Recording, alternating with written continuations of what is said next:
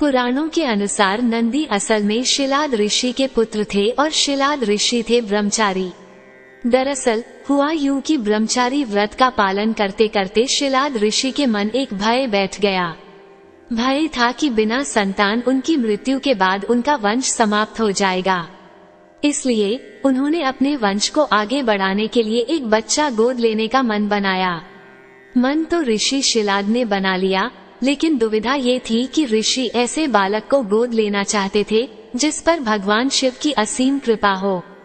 अब ऐसा बालक ढूंढने से भी मिलना मुश्किल था, तो ऋषि भगवान की घोर तपस्या में लीन हो गए।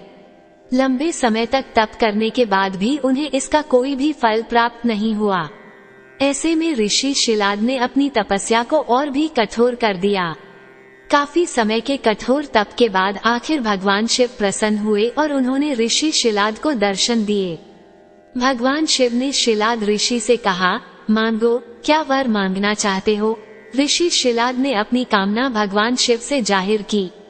भगवान शिव ने शिलाद को पुत्र का आशीर्वाद दिया और वहां से चले गए। अगले ही दिन जब ऋषि शिलाद पास के खेतों से गुजर रहे थे तो उन्हें वहां एक नवजात बच्चा मिला। बच्चे का मुख बेहद ही मनमोहक और लुभावना था। ऋषि बच्चे को देख बहुत खुश हुए और यह सोचकर इधर उधर देखने लगे कि इतने प्यारे बच्चे को इस हाल में यहाँ छोड़कर कौन चला गया। तभी भगवान शिव की आवाज आई और उन्होंने कहा, शिलाद यही है तुम्हारा पुत्र। अब तो ऋषि शिलाद की प्रसन्नता का कोई ठिकाना ही नहीं था। वो उसे अपने साथ अपने घर ले आए और उसका लालन पालन करने लगे।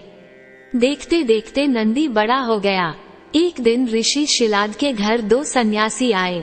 ऋषि शिलाद की आज्ञा से नंदी ने दोनों सन्यासियों का खूब आदर सत्कार किया, उन्हें भोजन कराया। ऋषि शिलाद के घर मिले इस सेवा भाव से दोनों सन्यासी अत्यधिक प्रसन्न हुए। उन्होंने ऋषि शिलाद को दीर्घ आयु का आशीर्वाद दिया, लेकिन नंदी जिसने उनकी इतनी मन से सेवा की थी उसके लिए एक शब्द भी नहीं कहा। सन्यासियों द्वारा ऐसा किए जाने पर ऋषि शिलाद को आश्चर्य हुआ। अपनी जिज्ञासा को शांत करने के लिए शिलाद ने सन्यासियों से ऐसा करने के पीछे की वजह पूछी। तब सन्यासियों ने बताया कि आपके इस पुत्र की आयु बहुत कम है, इसलिए हमने इसे कोई आशीर्वाद नहीं दिया। नंदी ने सन्यासियों की यह बात सुन ली। नंदी ने अपने पिता से कहा, आपने मुझे स्वयं भगवान शिव के आशीर्वाद से पाया है, तो मेरे इस जीवन की रक्षा भी भगवान शिव ही करेंगे। आप इस बात की बिल्कुल भी चिंता न करो। इतना कहते हुए नंदी भगवान शिव की आराधना में लग जाता है। अपने पिता की तरह ही नंदी ने भी भगवान शिव को प्रसन्न करने के लिए कठोर तप किया। फलस्वरूप भगवान शिव प्रसन्न हुए और नंदी को बैल का मुख देकर अपना सबसे प्रिय और वाहक बनाया। इस प्रकार नंदी भगवान शिव के सबसे प्रिय वाहन बने और समाज में उन्हें पूजनीय स्थान भी मिला। यही वजह है कि भगवान शिव की आराधना से पूर्व उनके प्रिय नंदी की पूजा की जाती है।